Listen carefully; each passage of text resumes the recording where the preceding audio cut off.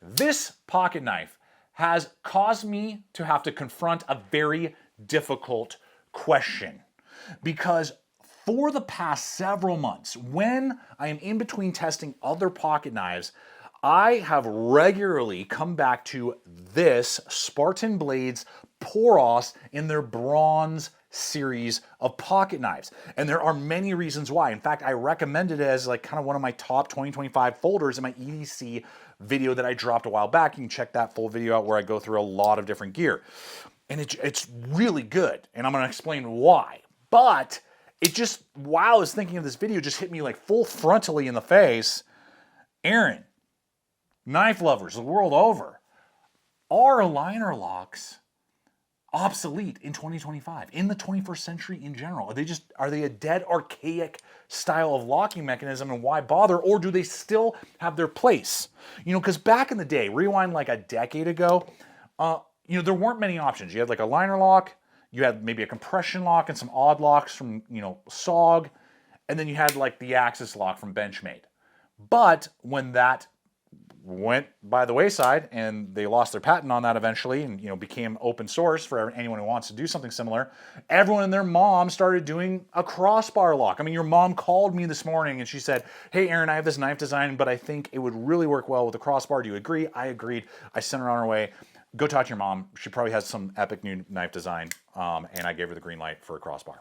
So, I mean, everyone's doing that. Or, like we got push button locks galore. It's like every 2 seconds, some new push button lock from some other company, comes onto the scene. And they're fun. They're fidget friendly. They, are quick in the hand. They're quicker than a liner lock. You've got shark locks and spine locks, now coming on the scene, like this Demco, shark lock. You press that thing, compress, all that stuff like the Atlas lock from Cold Steel now does kind of the same thing. There's so much variety. XR lock. So it's like, why even bother buying a liner lock and carrying a knife that has that? We're going to find out today if it is an archaic, dead locking mechanism, or does it still have its place here in this new 21st century, I guess. So if you're new to the channel, welcome guys. I'm Aaron. This is Gideonstactical. Let's dive in. Now the blade on this knife is so precisely executed that it's capable across the spectrum of uses. You don't always get that. Some blades, they're great for stabbing, not great for slicing. They're great for slicing, don't have the piercing capability. There's a lot going on there. Well, this knife has a very high flat grind. It's from handle to tip about 3.775, maybe. Cutting edge is 5.5 or 3.5 inches. It's 1/8 of an inch thick, 154 cm steel, made in Taiwan. From their bronze series, no problem with that whatsoever. I love 154 cm. It's a really good, kind of tough, stainless, easy to put an edge on. Super steels are awesome. God bless MagnaCut. I mean, who doesn't like a good MagnaCut blade? But it costs a lot more. And, for a lot of us, it's like, just hone it regularly. Who cares, So all of those points really have helped out well. And the tip has great piercing penetration, but it's not super paper thin. So this really can be used in defensive rolls, packaging, ripping rolls, doing all that, EDC, all the stuff, cardboard, rope, all that. But also I was shocked with its carving capability in the backcountry. Doing feather sticks if you needed to, I could easily do that with the edge geometry.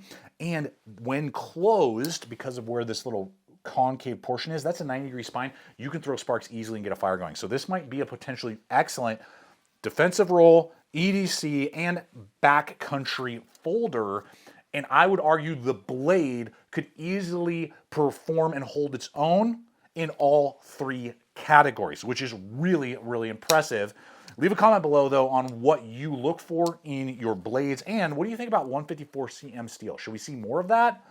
Or is it kind of an archaic steel as well, because it's been around quite a long time? Now, we're going to get into really the nuts and bolts here in a moment with the flipper and the liner lock and all that, and good and bad and the ugly and everything in between. But I want to invite you to like, subscribe, and make sure to hit the bell icon so you can be notified every week when I put up new videos just like this. And I want to take a moment to give a quick shout out to today's sponsor, which is LA Police Gear. And I want to highlight one of their pairs of pants that I've been using on several of my multi-day backpacking trips and day hikes recently, which is their Nomad Trail lightweight hiking pants. In fact, I'm wearing them right now. having trekked up to this alpine lake and done a solo overnighter. And I am super thankful that I have this pair of pants, because not only are they extremely high value, currently going for $25 a pair, with 4 different colors to choose from, along with a plethora of different sizes to fit the right body type. But here's where the Nomad really shines.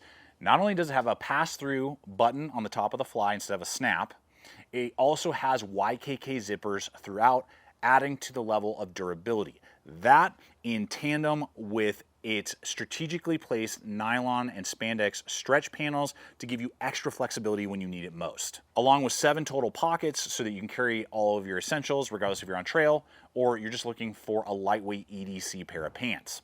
And with their compact size and only weighing 10 ounces, they're ideal for lightweight travel as well. And with summer right around the corner, it's the perfect time to gear up with a pair of Nomad pants. So I'll have a link popping up as well as in the description box below, along with my 10% off promo code, so you can start exploring not only these pants, but also all the other gear and equipment that LA Police Gear offers. Okay, let's get to that action. We have a really pronounced flipper when executed well. I have 0 complaints with flippers. I probably gravitate to thumb studs more, but, and actually depending on, if you're wearing gloves a lot, flippers are actually the better option, and it velocitizes itself with vectoring, bing, to fling open because it rides on IKBS bearings. This is a bearing-based system. I don't know if they did washers. I don't see any in there because there's 2, I don't know if there's like 2 ways to do it. Anyway, the nice thing is that it's really tight. I mean, this is super solid for a bearing lockup. Usually you get some wobble and play. This is Tizite. Tizite on the lockup, up, down, side to side. Have had it for months. Flung it open. I mean, it just like swings open. You don't even need to put a wrist flick, and it's just going to go boom.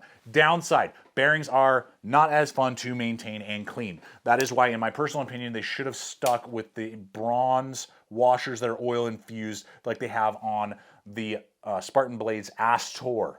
I mean, it's not as fast, true, but, I have to push a little harder. It could, it won't fall quite as easily as bearings. But leave a comment below. Bronze washers, bearings, not the end of the world though. And definitely doesn't keep me from carrying the blade. So the flipper, the eye action, all that really work together. So liner locks, right? Now this hits 50%, exactly where you'd want. They have shelved it right there. And what the first complaint that a lot of people have is that when you close a liner lock, you have to close it towards yourself and towards your hand, so you could potentially nick yourself. Never been a problem for me. Gonna be real with you. I probably have nicked myself 1 time that way. I have nicked myself way more frequently on lockback style blades when you're doing that motion and nicking my finger when you're trying to use your finger to stop it. I have regularly nicked myself that way compared to a liner lock coming in on my hand. So not a non-starter, not a problem for me whatsoever, but it could be for you. Leave a comment below. But they are not as fast. And I was a lot of comments lately, and I was like, is that true? I've not experienced that. I've been reviewing knives for over a decade, where like the metal, I guess, wears out is what people say over time, so it gets looser and looser. I have never had a liner lock loosen up on me because of opening, closing, but I don't know, maybe you guys just like, it's because I'm used so many knives, and if you use one knife for a decade, the liner lock may remove, metal slowly over time. I don't know. So, for now, it's not going to be the strongest. I would put it probably on par with most button locks that we see tested out, a liner lock, but obviously like a lock back and certain crossbars are rated for stronger, durability. So it's a trade-off, and a lot of times it gives you a deployment mechanism, because most flippers, not all, I mean, here's a flipper with a crossbar that could have done that, like on the SOG Seal XR, excellent blade, review up here. They could have done that. There is a way to do it, but you can get some more deployment options with a liner lock that you can't always get, and it's really nice that they did that little shelf so that it's not a sharp point when you are gripping around the neck. So durability-wise, it's not really an issue for me as long as it's executed well. And one other problem with liner locks are gloves. If you use gloves a lot, liner locks are very difficult to engage. Depending on the design, depending on how thick your gloves are, it's almost impossible. You have to take your glove off to do it depending on the design. This one isn't too bad, especially if I use kind of my thinner leather mechanic gloves. If I really work at it, I can get it. But when we look at designs like you know, Demco locks, spine locks, obviously crossbar locks, things like that. Easy to engage, disengage, boom, button locks as well. You just push and, you know, flip. So that is another data point to consider when you are looking at a liner lock design. Now, on this particular knife, the tip is buried in very nicely. In that regard, the pivot is well done. And the handle ergonomics are another reason on why it just really like locks me in. The tread with this green G10, there are a few different color combinations, really works well for me. Fills out my large size hands. It has steel liners that are not milled, so it's like 5 ounces, so it's not a light knife. And if you've been watching the channel, I've been gravitating to kind of more overbuilt, heavier knives lately. But all of the transitions have texture, but they don't create any hot spots, and they have tons of real estate.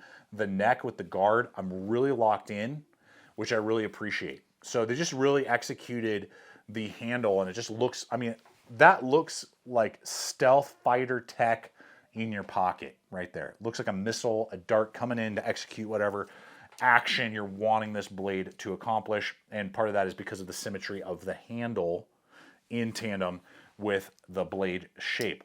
Flow through construction, so it's easy to blow out. You got a nice arrow that Spartan blades does a lot on their pocket clips. It's ambidextrous, like the plate placement. It's cool. It gives you a little bit to grab and pull if you want to. Lanyard hole, better for tactical blades. Easily will get over your pants. Does have bolts that are sticking up. That is a little archaic as well. You know, they're not recessed. Would have preferred like this Kershaw Iridium to have it recessed, giving you just more space, but I haven't had it binding up on any of my thicker pants. So finally, it comes down to compared to other options. You know, Taiwanese 154. I paid 116. They go between let's just say 115 and 135. Amazon has them usually a little bit cheaper, so just check the distributor, and as long as it, you know, like looks pretty reputable and it's not like Bobby 54, you know, if it says like Amazon or if it's like a knife store, then, you know, it's good to go. All of those links popping up as well as in the description box below.